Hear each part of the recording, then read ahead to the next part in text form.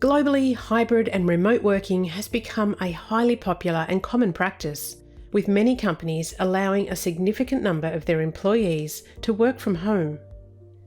Whilst this practice can increase flexibility, improve productivity, and enhance work-life balance, it can also present significant risk to an organisation.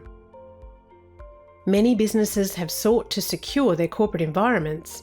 However, when devices travel outside of this secured environment, they may be exposed to risk when they connect to external networks such as home Wi-Fi. The good news is that by taking some simple steps, you can secure your home network similar to a corporate one. In this video, we are going to discuss 3 simple steps to secure your home environment. Change the default username and password on your modem.